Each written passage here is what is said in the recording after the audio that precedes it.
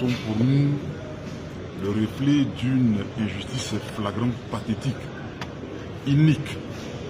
Et on ne peut pas nommer une affaire aussi sérieuse que celle-là, le dossier d'Amana Picasse. Oui, l'injustice qui est faite, celui-là même qui a reconnu les faits, qui a montré que son implication et son ambiguïté dans ce qui serait reproché à nos clients, le corps de 5 ans de prison, pendant que ceux dont la culpabilité n'a pas pu être démontrée au-delà du but raisonnable sont condamnés à 10 ans de prison, et y compris les peines complémentaires. Pour nous, c'est une justice qui est faite, encore une fois.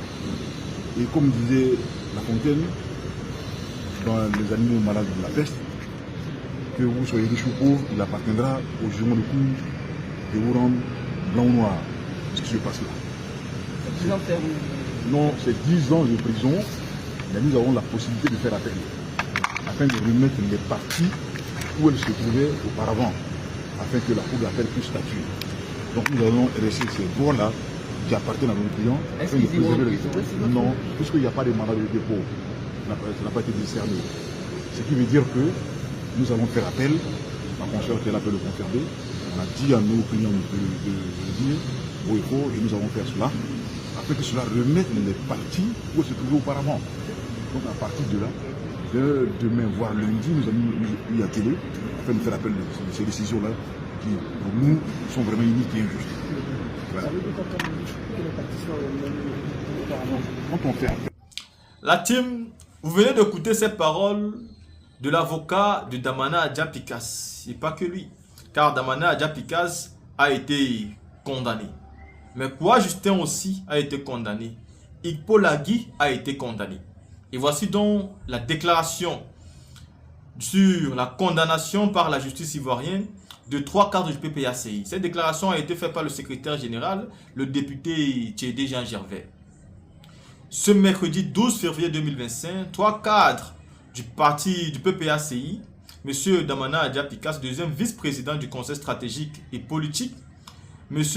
Banois Kouwa Justin, secrétaire général adjoint, et Ikpo Lagui, membre du bureau de la fédération de Yopougon, ont été condamnés par la justice ivoirienne à 10 ans d'emprisonnement ferme, 5 ans de privation de droits civiques et politiques pour le premier cité, et 5 ans d'interdiction de paraître en certains lieux du territoire national pour chacune de ces 3 personnalités visées. Cette lourde condamnation intervient au bout de différentes procédures judiciaires initiées depuis de nombreuses années contre les 3 cas du PPACI. Elle repose pour l'essentiel sur les accusations génériques d'atteinte à la sécurité de l'État, d'atteinte à la défense de l'État, etc. Régulièrement servi aux responsables du parti du président Laurent Gbagbo depuis son renversement en avril 2011. Pour le PPACI, ces condamnations n'ont pour seul objectif que de tenter d'affaiblir le président Laurent Gbagbo et son parti, qui l'a désigné et investi comme son candidat à l'élection présidentielle d'octobre 2025. On ne va pas le nier. Depuis que le président Laurent Gbagbo a été investi, le parti de M. Dramane Ouattara prend le PPACI au sérieux. Et ils ont commencé avec les intimidations. Ils veulent affaiblir le parti, donc ils commencent à fermer la bouche des personnes qui portent la voix. Damana Adja Picasse, on ne ment pas. Il porte la voix. Quand il prend le micro il-même, il peut dire tout ce qu'il veut à tout moment. Il est condamné, même s'il n'y a pas un mandat de dépôt. Vous savez que ces gens peuvent avouer des accaboulés quand ils veulent pour enlever Damana Adja Picasse. Il faut faire très attention. Avec le RHDP, on sait de quoi ils sont capables. Donc, le communiqué continue. C'est pourquoi le PPACI dénonce et condamne avec la force cette instrumentalisation outrancière de la justice ivoirienne et l'infantilisation des magistrats à travers ces parodies de procès. Le PPACI ne se laisserait point intimider par des manœuvres de harcèlement et de persécution judiciaire du régime RHDP, mais bien au contraire, réaffirme son engagement et sa détermination à mener à terme son combat pour ramener la Côte d'Ivoire sur la voie de la construction d'une nation réconciliée, démocratique et souveraine. Le PPACI prend à témoin l'opinion publique nationale et internationale sur les graves menaces que fait peser le régime RHDP sur la paix dans notre pays et tient à affirmer que le pouvoir actuel portera l'entière responsabilité de toute crise qui pourrait survenir due au fait de sa volonté manifeste de tenter de museler le PPACI pour espérer braquer l'élection présidentielle d'octobre 2025. Pour le PPACI, la quête d'élections apaisée commande que le pouvoir RHDP initie des discussions politiques responsables entre les acteurs concernés. La team, vous voyez donc que pour le PPACI, il n'y a aucun débat. Ils peuvent arrêter qui ils veulent. Ils peuvent enfermer qui ils veulent. La justice peut condamner qui elle veut. Ça ne va absolument pas changer la détermination de ce parti politique qui aujourd'hui est déterminé à faire changer et surtout à renverser la classe politique en Côte d'Ivoire. Sans porter les armes, sans faire du mal à personne, mais dans le combat politique, ça veut dire dans l'art de la parole. Parce que nous savons que cette parodie de procédure judiciaire n'avait même pas lieu d'exister. Elle n'avait pas lieu d'exister parce que ceux-mêmes qui ont attenté au camp militaire, eux-mêmes ont clairement dit qu'ils n'ont jamais accusé Damana Adja Picasse. Et que tout ce qu'ils ont même eu à dire a été dit sous la pression de la torture.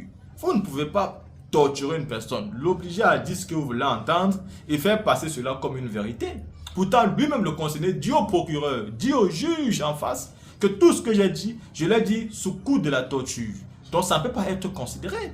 Vous avez déjà vu quelle justice raisonnable qui accepte les propos d'une personne qui a été dit sous torture. C'est un peu comme le Conseil constitutionnel qui en 2010 proclame le président Babo vainqueur et vient proclamer Alassane Ouattara vainqueur. Pourtant la loi est claire dans le fait que le Conseil constitutionnel ne peut pas donner deux résultats sur une même élection. Ça veut dire que le simple fait de donner un deuxième résultat, ça veut dire que le Conseil constitutionnel a fait deux fautes. Ils n'ont même pas fait une seule faute, ils ont fait deux fautes. Parce qu'ils n'ont pas d'abord respecté la loi qui les oblige à donner un seul résultat. C'est d'abord ça la première faute. Ils ont d'abord menti.